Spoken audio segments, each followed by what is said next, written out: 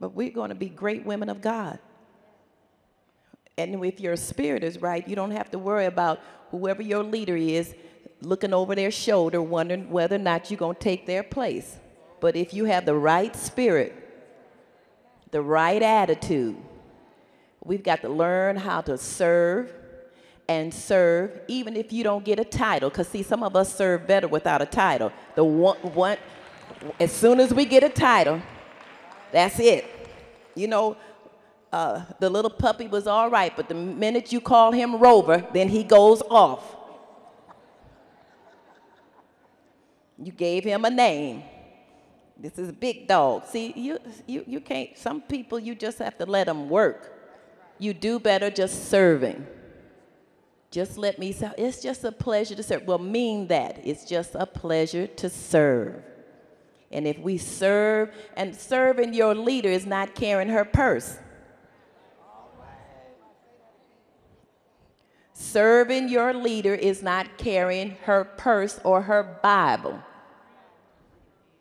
It's connecting with that person, having her spirit. That's what he said, go and get 70. And God didn't say, I'm going to put my spirit. He said, I'm going to put your spirit in it. And see, you need to have your leader's spirit. You looking like everybody else but your leader, something wrong. You know, like you got kids and they all looking like somebody else and not like mom and daddy, something's wrong. Something happened down the road. But you need to have your leader's spirit. If you don't speak what your leaders speak and project what they project, you know, there are some places you go, some organizations, some churches you go, you can tell that those persons have studied their leader. They know their leader. They know what to do and what not to do. You can't really serve a person and not take on their spirit.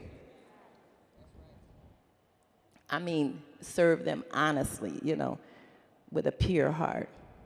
You would know. You don't go out and say things they wouldn't say, throwing their name around. You know, Mother so-and-so said, and she hasn't said a word. Just because you work with her doesn't mean you go out and tell people, this is the way Mother wanted. You haven't talked to them? No. I do nothing unless I speak to Mother Rivers.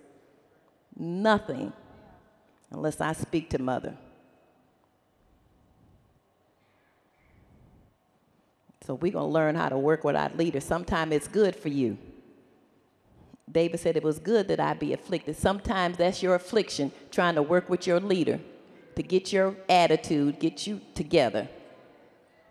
Cut off some of that stuff, shave off, buff you a little bit, clean you up, blow all the dust off, and then shave off some more.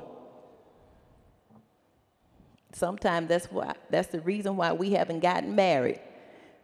Because the Lord knows we're not going to serve that man, be submissive to him. When you're going to get married, you're going to be the helpmeet. Help him to meet whatever. I have my own agenda. That's why that won't work. You learn how to serve the Lord, love the Lord, then he'll bring a man. He will see you when you're not looking good, when you don't have your baseball cap turned around backwards, and every time he see you, you got on a jogging suit and your running shoes. But you're looking like a lady. So when you go to eat at the restaurant, they'll know who the lady is. Let's try to be the lady. Let's try to be ladies, okay? Let's try to look like ladies. Smell like ladies. I don't care if you have to go to Walmart. Smell like a lady. You and Buster don't need to be smelling the same way.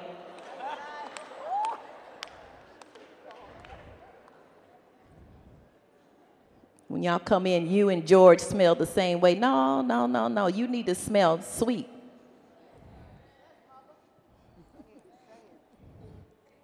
Look like you. You know what I'm saying? he come along, he want, Mother always said when God put man to sleep and he took that rib out, you know, because he made man and he built the woman. She was built. She was built. He built the woman. And when she went before him, that's why he said, what? Mother said, he says what?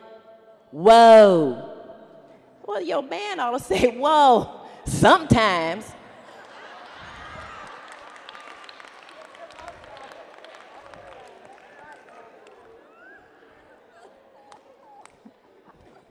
You know, I'm walking with 4 or 5 of you all, and the man shouldn't be trying to hit on me. I'm old. He need to be hitting on you.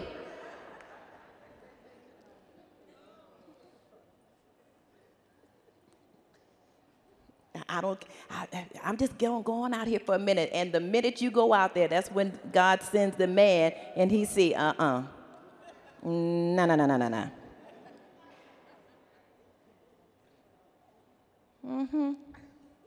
Let's look like ladies. Let's comb my hair. Every hairstyle is not your hairstyle. You know, take a picture and put it on the computer and look at it and see. Like Jack Rabbit, I'm not gonna wear that style. Every style is not your style. If you have a slim face, you don't need everything going up and down. Round that thing out. Put some hair over here and over there.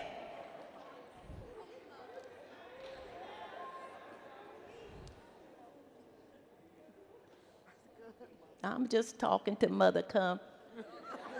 But you better believe I know what I'm talking about.